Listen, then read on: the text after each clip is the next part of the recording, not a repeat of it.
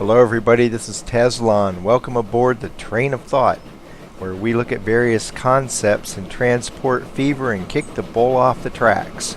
You will have nothing to beef about because we will not steer you wrong.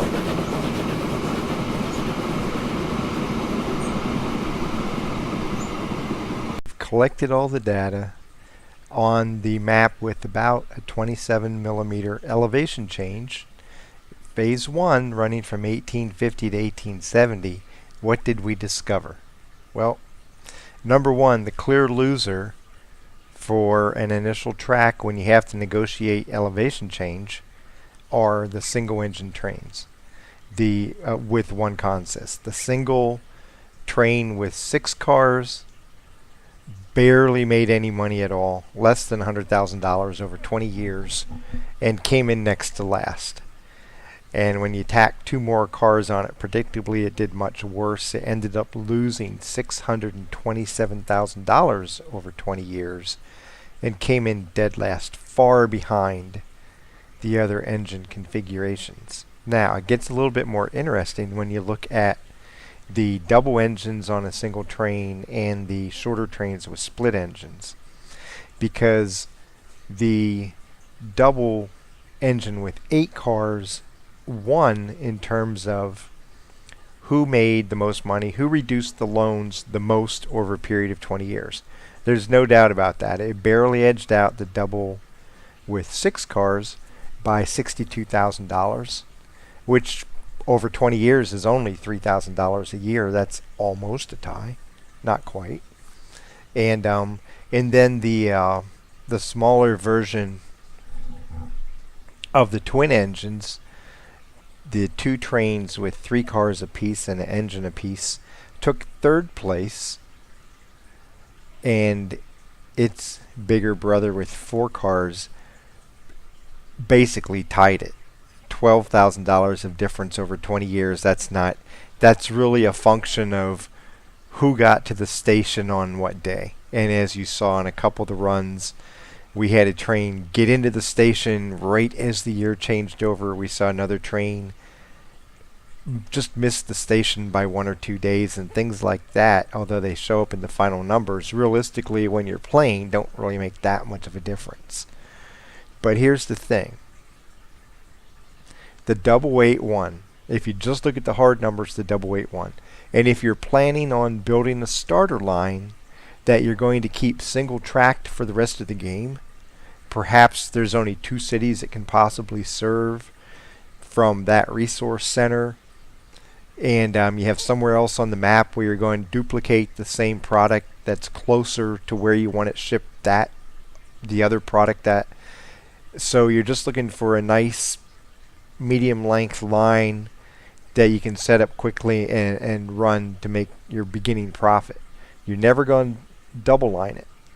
Then clearly, if there's some terrain change, you want to go with either 6 cars and double engines or 8 cars with double engines if you have enough demand in time to warrant it. And I would think most starter towns, unless you're starting with a very small starter town, most towns are going to be able to handle the product that 8 cars will bring back to try to sell. However, I teased you about this a little bit. If you plan on double tracking that line later in the game, you should seriously consider one of the twin car setups for this reason. That double track in this example that we used cost $255,000 to lay. And so if you add that investment into how far the twin trains are behind, in the long run, if you're planning to double track that line, they actually save you about $20,000. Okay? $30,000 to $20,000. Because of the fact you've already laid the track down, and for some reason, despite having maintenance costs on your facilities and on your engines and on your train cars and your buses and your horses and all that, they do not put a maintenance cost on the railroad itself. So whether you double track from the beginning or double track 30 years from now, you pay the same amount.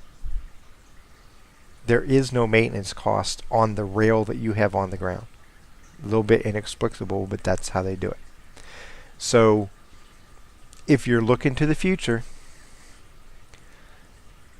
and you know you're going to double track, it may not be a bad idea just to double track now, because as your demand grows, you have two different trains that you can play with. If you just want to upgrade one complete train one at a time, it costs less money than it would to upgrade that whole single consist with double engines. It's going to cost half that amount. So farther down the road, it gives you more flexibility in how you can meet your growing demand. Okay, so that's what I'm saying. This is going to be very scenario specific in what you plan to do with that line in the future. Either way, it's very clear that with elevated terrain, any of your double engine or dual engine options are superior to a single engine. And so the debate is going to continue, because you can make a case that in this elevated terrain initial track scenario, both the double 8 and the twin 3 run one. It just depends on how you want to use that track in the future. That would determine which is your best initial setup. So let's move on to flat terrain now and see if the results can get any more twisted. The test track is already laid out. The truck needs are already fine-tuned. And as a matter of fact, even as I record this, the initial test, the initial simulation with the single engine and 6 cars is already running. So I'll be back soon with the results of these same engines running on flat terrain.